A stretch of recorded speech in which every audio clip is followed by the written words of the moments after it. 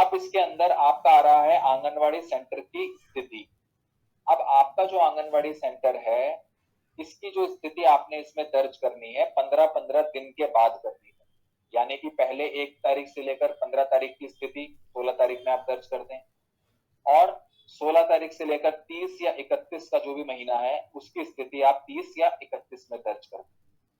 Daily basis पे नहीं करना है आपने, ये 15-15 दिन के अंतराल के बाद आपने करना है। क्या करना है ये पूछेगा आपसे, चेकलिस्ट जोड़ें।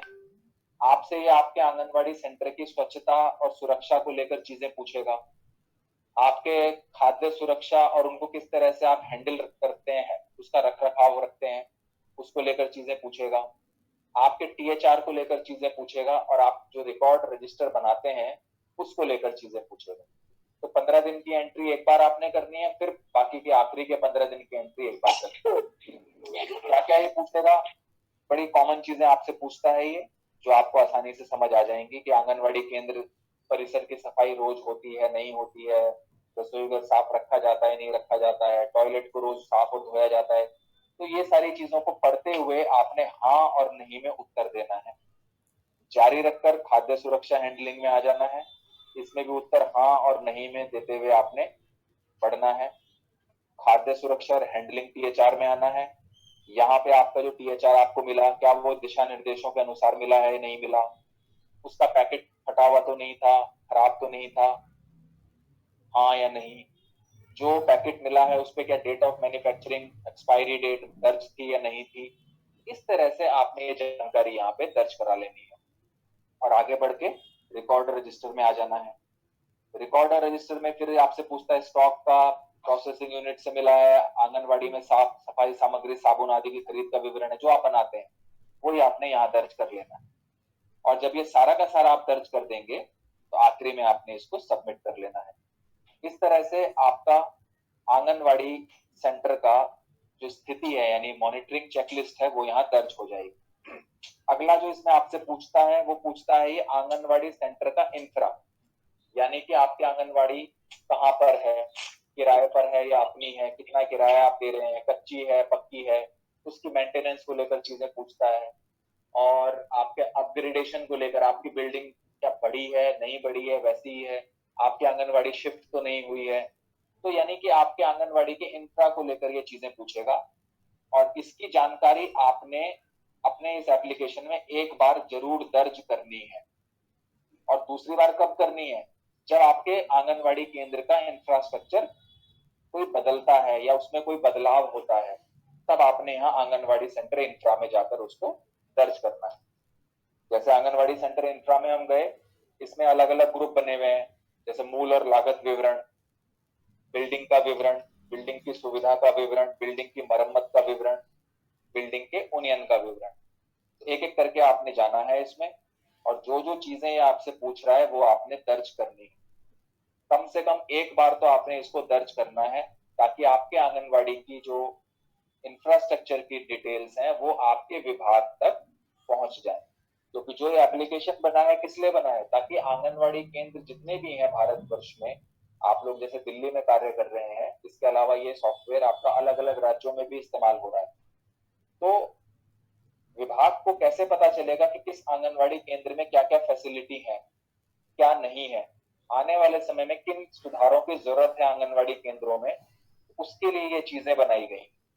तो इसमें आपका भी दायित्व ये बनता है कि जो भी जानकारी आप यहाँ दर्ज करें वो सही हो और सटीक हो, कोई गलत इंफॉर्मेशन गलत जानकारी आपने यहाँ पे नहीं डालनी है। तो ये जो चीजें पूछ रहा है आपसे, आपने उसको उस हिसाब से इसका उत्तर देना है। बिल्डिंग के विवरण में जो जो चीजें पूछेगा, बिल्डिंग आपकी पक्की है कच्ची है या टाइल लगी हुई है, वो देना है। अब यहाँ पे एक चीज है, साइट की उपलब्धता साइट विभाग को सौंप दी गई। अब साइट की उपलब्धता का मतलब यहाँ पे इस चीज से है कि जो आपका आंगनवाड़ी केंद्र है, अगर आपको ऐसा लग रहा है कि आपके आंगनवाड़ी के साथ में कोई जगह है जो आप आंगनवाड़ी में शामिल करना चाहते हो, ऐड करना चाहते हो, अगर ऐसी कोई साइट है आपके आंगनवाड़ी केंद्र में या उसके पास, तो आप यहाँ पे हाँ में उत्तर देंगे कि हमारे पास ऐसी साइट उपलब्ध है। अगर आपको लग रहा है नहीं है तो नहीं का उत्तर देना है। और अगर वो साइट आपने विभाग को सौंप दी, यानी कि वो आंगनवाड़ी केंद्र में शामिल हो गई, तब आप हाँ में देंगे, अन्यथा नहीं में देंगे। और आगे बढ़ेंगे बिल्डिंग की सुविधा के विवरण में। अब आपकी बिल्डिंग में क्या क्या चीजें हैं, स्टोर रूम पेंट हुआ है कि आवश्यकता है कि नहीं है, पानी का कनेक्शन है या नहीं है, इत्यादि इत्यादि। जो जो चीजें आपसे पूछ रहा है उसकी जानकारी आप यहाँ पे दर्ज करा दें। अब इसमें एक शौचालय आ रहा है, इसमें ऑप्शन शौचालय मैंने इसलिए बोला है कि कुछ आंगनवाड़ी केंद्र के अंदर शौचालय नहीं होता है, वो सुलभ शौचालय का इस्तेमाल करते हैं। तो ऐसे केस में आपके आंगनवाड़ी का इंफ्रास्ट्रक्चर यहाँ पे आपको डालना है। वो जो शौचालय है वो आपके आंगनवाड़ी केंद्र के परिसर में नहीं है, वो किसी दूसरी जगह पर है। तो वहां पे उत्तर आपको नहीं में ही दर्ज करना है। अगर शौचालय आपके आंगनवाड़ी में है तो हाँ करेंगे, अगर नहीं है तो नहीं करेंगे, ताकि कम से कम विभाग को ये पता चले कि किस आंगनवाड़ी में शौचालय है और किन आंगनवाड़ी में शौचालय की उपलब्धता नहीं है। इसी तरह से इनको जारी रखकर बिल्डिंग के मरम्मत के विवरण पे आ जाएंगे। वो भी आपको ही पता है कि आपकी बिल्डिंग में मरम्मत की आवश्यकता है या नहीं है, या पहले से ही मरम्मत करा चुके हैं, नहीं करा चुके हैं, जो व्हाइट वॉश की उसको उसमें जरूरत है या नहीं है। तो यहाँ से आप ये चीज भरेंगे। और आखिरी में आता है बिल्डिंग के अपग्रेडेशन का विवरण, यानी उन्नयन का विवरण। अब आपकी बिल्डिंग में अगर एक फ्लोर था, उसके बाद एक और फ्लोर बना दिया लैंडलॉर्ड ने, जो बहुत कम होता है। ज्यादातर ये चीज कहाँ पे होती है, जो मकान मालिक होते हैं उन्होंने अपनी बिल्डिंग को बढ़ा दिया थोड़ा, और आपने जो फ्लोर बढ़ा उसका इस्तेमाल आपने आंगनवाड़ी में भी इस्तेमाल करना शुरू कर दिया। अगर कुछ ऐसा है तब आप यहाँ पे हाँ करेंगे, अन्यथा यहाँ पे भी उत्तर आपका नहीं में दर्ज होगा।